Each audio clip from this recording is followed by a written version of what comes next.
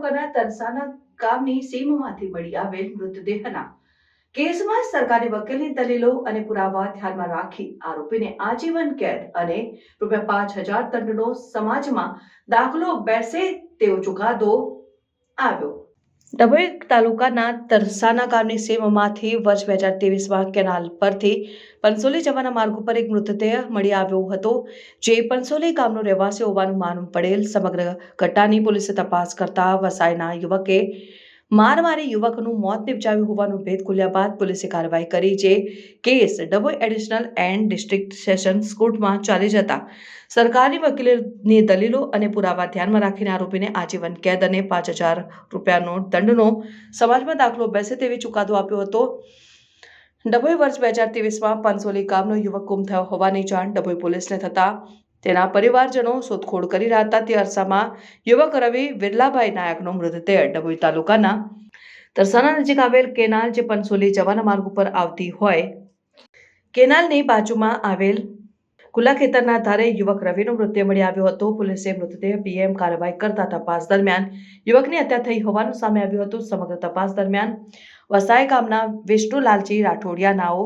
રવિને વસાઈ ગામે ખેતરની ધારે આવેલ અંબાલી પાસે છાતી અને પેટના ભાગે લાતો મારીને અધમરો કરી દીધેલ બાદ તેને સાહેબ સુરેશ સાથે લઈ જઈને તરસાના ગામની સીમમાં આવેલ પણસોલી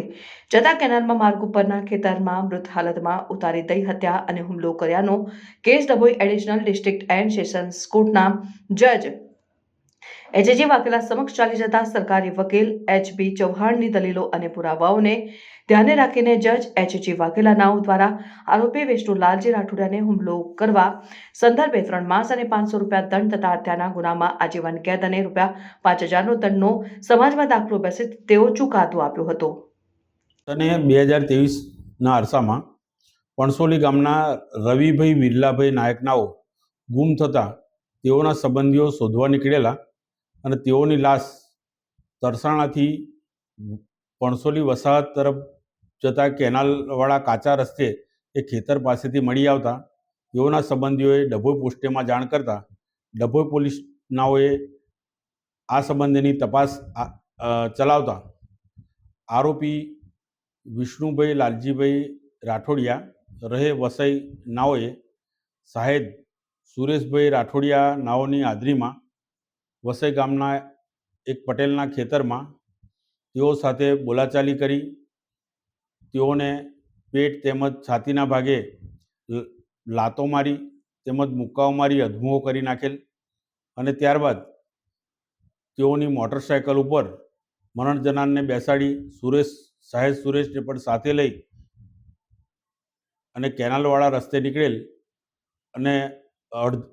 અડધી રસ્તે મરણ જનારની લાશને ખેતરમાં ઉતારી દીધેલ તેમજ સાહેબ સુરેશને પણ કોઈને વાત કરીશ તો જાનથી મારી નાખીશ તેવી ધમકી આપેલ તે અંગેનો ફરિયાદવાળો કેસ મહેરબાન ડભોઈના એડિશનલ ડિસ્ટ્રિક્ટ એન્ડ સેશન જજ શ્રી એચજી વાઘેલા સાહેબની કોર્ટમાં ચાલી જતા આરોપીને હુમલો કરવા સંબંધે 3 માસની કેદ તેમજ ₹500 દંડ તેમજ મરણ જનારનું મોત નિપજાવવા સંબંધે આજીવન કેદની સજા તેમજ ₹5,000 દંડ ભરવાનો નામદાર કોર્ટે હુકમ કરેલ છે।